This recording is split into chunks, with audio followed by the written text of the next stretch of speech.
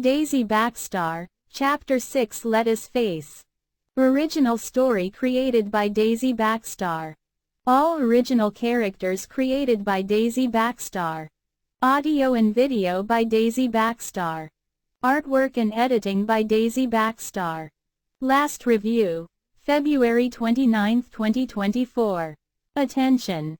This is a story separated into chapters. Look for the index or playlist to find the correct order of chapter progression.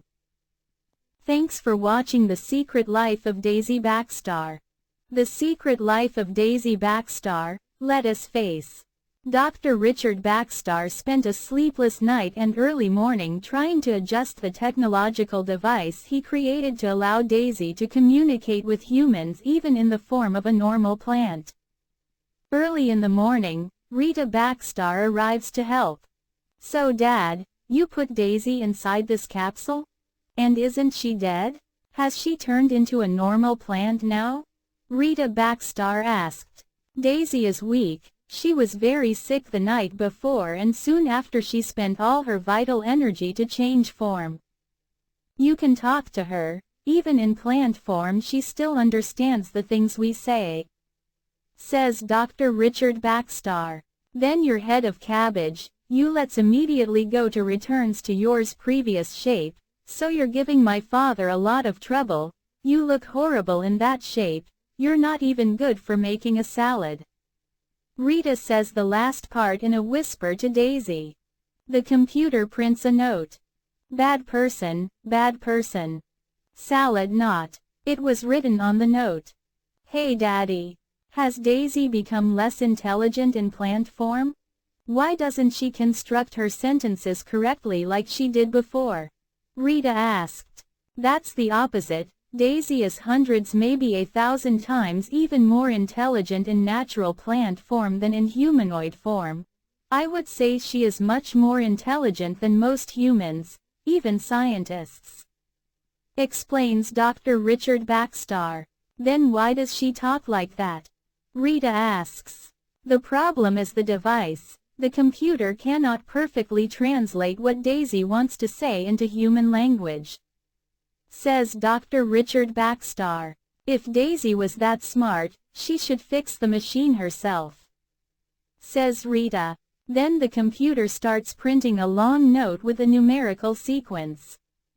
1, 1, 2, 3, 5, 8, 13, 21, 34, 55, 89, 144, 233, error, 610, 987, 1597, 2584, 4181. The computer continues printing. "Hey Dad. Now the machine's broken. I think it's broken," says Rita. Dr. Richard Backstar looks at the numbers that were printed and is amazed. "But that's the Fibonacci sequence. F, n plus 2, equals F, n plus 1, plus F, n. Why didn't I think of that before? Now it's Daisy herself who is explaining what's wrong with my computer program," says Dr. Richard Backstar. "Damn, I hate math. Hey Dad. I thought you were a biologist. How do you understand all this crazy math?" says Rita. "I'm a biologist. I study living creatures like plants and animals, but mathematics is fundamental in everything, in all areas of knowledge. But the Fibonacci sequence in particular is used to represent biological characteristics of living things in form of mathematical equation," explains Dr. Richard Backstar. After the device is repaired and readjusted, the computer begins to print a note. "I want to talk about the other plants that were killed. I don't want to return to human form. I feel an indescribable sadness for the death of the plants," says the note written by Daisy through the computer. "Daisy, my dear little plant, I'm sorry for your pain. We human beings and plants are so different from each other, but we want you back. I want you back. Rita wants you back," says Dr. Richard Backstar. "Hey wait, What did Daisy say? I was too lazy to read after she started writing numbers. Rita told her father. Then Rita walks in circles for a minute and talks to Daisy again. Stop this now, you talking cabbage. Go back to your previous form. Who else am I going to call lettuce face around here? Stop being annoying already, you talking beetroot. Rita said to Daisy. The computer starts printing a note. This time the note printed by the computer had a drawing of a snake and a skull and a bomb. Dear Rita, you have to learn to treat Daisy more delicately, do you understand, daughter? Says Dr. Richard Backstar. Okay, Dad, I'm going to see something outside, I'll be back soon. Says Rita. Rita leaves the old laboratory. But soon after, two scientists arrive. Dr. Nelson Tai is a slightly chubby black man with a mustache. He is an astronomer with a doctorate in astrophysics. And Professor William Williams is a mathematician and doctor in quantum physics. He is a very bald, short and disheveled man. Dr. Richard Backstar, we came here to see if you need help. Said Dr. Nelson Tai. Thank you, doctors, we are out of danger here. Can I help you with something? Says Dr. Richard Backstar. The robotics and artificial intelligence research labs have been severely damaged, but I believe the hospital area is where they need the most help right now. Said Professor William Williams. I need to go help the other scientists. Dear Daisy, can you be alone for a little while? Asks Dr. Richard Backstar. The computer prints a note. I'll be fine, help the other scientists. It is written in the note. Then Dr. Richard Backstar follows Dr. Nelson Tai and Professor William Williams going to the hospital area of the scientific facilities. A few minutes later Rita Backstar returns to the old laboratory. Rita enters carrying a begonia plant planted in a pot. Rita places the begonia next to Daisy's recovery capsule. I tried to speak to you, Daisy, in the language of humans. Now I brought this plant to speak to you in the language of plants. Said Rita. Help, this human is completely crazy. She is threatening me all the time. She is insane, totally crazy. She says begonia to Daisy in plant language. Don't worry, Rita just talks a lot of crazy things, but she never does anything bad. I know this human very well. Daisy speaks to begonia in the language of plants. So now you two ugly plants, I know you understand everything I say, so you plant in the pot, you will speak in plant language so that Daisy just return to her previous form, otherwise I will tear off her leaves one by one. I just don't tear off Daisy's leaves because my father won't like it, but now you understand, now humans give the orders and the plants obey. And come on, otherwise I'll start tearing off the leaves. Rita spoke to begonia.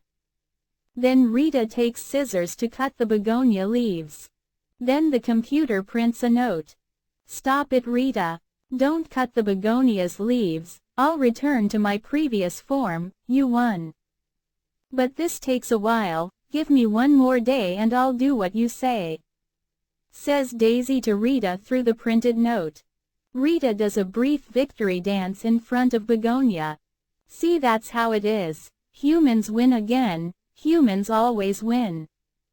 Hey, Rita said. So the humans calling you Daisy is a strange name for your species. Begonia said to Daisy in plant language. I know I'm not of the Daisy species, but humans could never say my real name in plant language. Daisy says to begonia. You must be a very resilient species to survive all this madness. Begonia says to Daisy. I'm just a tricotyledon. Said Daisy to begonia. I wish I had met you in a less insane situation, little tricotyledon sapling. But please, could you write a printed note telling your human friend to take me back to my garden without cutting off my leaves? Begonia said to Daisy. Then the computer prints another note. Rita, you crazy. I accept your terms, you won. Now take Begonia back to where you took her from, without mistreating her. Says the note printed from the computer. That's right, Daisy, but I'll only do this if you say I'm in charge here. Rita said. The last note the computer prints says. Right. Rita, you're in charge. You win. Then Rita takes the Begonia away while Daisy finishes recovering her health inside the capsule. But on the way Rita says to the Begonia, "See, I was supposed to be a plant psychiatrist and I didn't even have to study for that. Think about it, plants." Rita laughs insanely. "Oh, for my chlorophyll. Plants suffer a lot around here," Begonia exclaims to herself. Daisy sleeps deeply as her body recovers and slowly returns to humanoid form. That night Daisy didn't have any dreams, she just recovers her vitality by sleeping like a normal plant. At the end of the day, Dr. Richard Backstar talks to Dr. Nelson Tai as he leaves the laboratory. Rita's medical exams are regular, she has not yet shown symptoms of the disease that killed her mother. "But the disease is in my daughter's DNA, there is no way to effectively cure it. And the more my daughter grows, the closer she is to the age at which the disease caused her mother's death," said Dr. Richard Backstar. "So far Rita hasn't shown any symptoms, you're the biologist, but a genetic disease could skip a generation and manifest it in the next generation. Maybe Rita is lucky," said Dr. Nelson Tai. "Luck is not a scientific concept. I can't rely on luck to protect my daughter's health. That's why I've been studying plants in search of a cure, but that would lead me to make a terrible decision, a choice I don't want to do," said Dr. Richard Backstar. "But what are you talking about, my friend? What did you do with your work with plants?" asks Dr. Nelson Tai. "There is a way to replace Rita's sick cells. There is a plant capable of creating cells completely identical to human cells without the risk of rejection. But the plant would die in this process," said Dr. Richard Backstar.